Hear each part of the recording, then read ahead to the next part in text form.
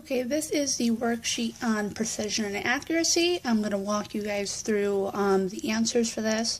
Hopefully I will not have the same technical difficulties I had with the last video.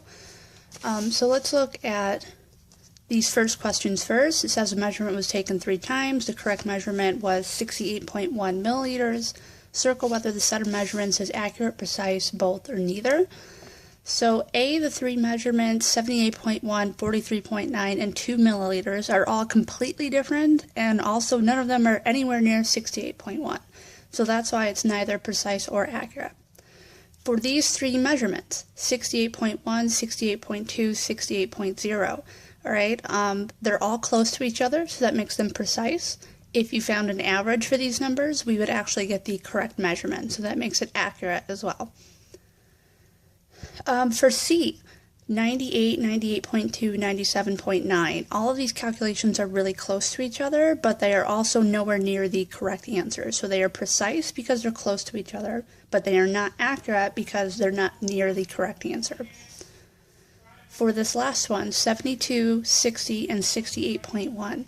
So these answers are pretty far away from each other, and while one of the answers is accurate, that doesn't mean that as a whole all of the accurate measurements are accurate, so that's why the answer is neither. Looking at question number 1, it says, in each of the following questions, calculate the percent error, show your work. So the formula that I gave you guys for percent error looked like this, where we had the absolute value of the actual value minus the measured value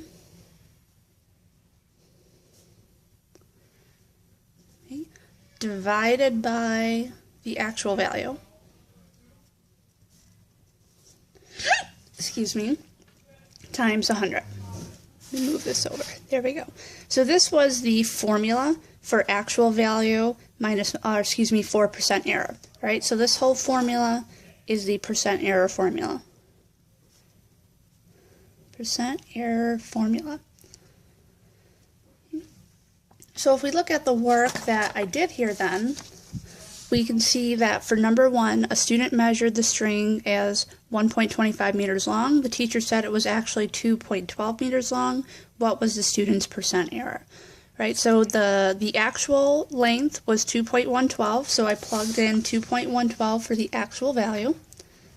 I subtracted the measured value of the students, which was 1.25, and from that I got 0.87. 0.87 divided by 212 times 100 equals 41.0%.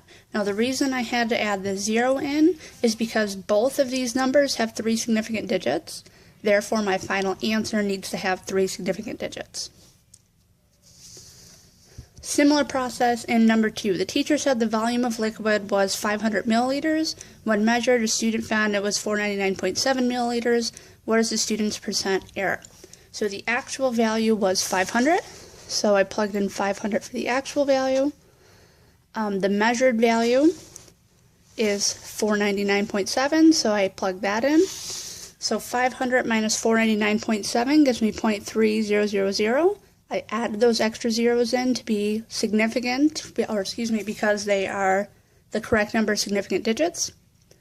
Divide that by 500, multiply by 100, you get 0.06, but we still need to have 4 significant digits, so that's why I added in the other zeros.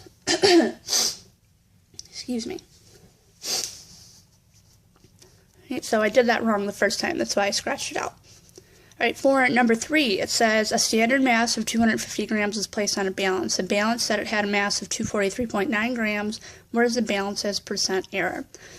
So the actual value, 250, subtract from the measured value, gives me 6.1. I divide that by 250 and multiply by 100. You get 2.440. So I need to have 4 significant digits here because all of these numbers have 4 significant digits. Alright, number 4. A teacher calculated the percent of sodium in the compound was 54%. The reference bud said it was actually supposed to be 76%. What is the teacher's percent error? So here's the actual value, 76. Subtract that from the measured value, 54. you should get 22. Excuse me.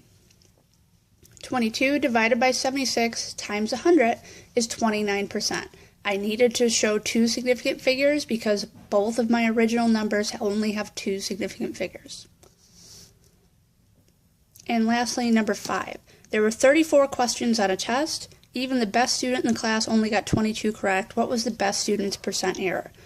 So this was the total possible points. Subtract that by the total points that were actually achieved. 34 minus 22 is 12. 12 divided by 34 times 100 gives you 35% if you show to the correct significant digits. Again, it needs to be two significant figures because both of these have two significant figures.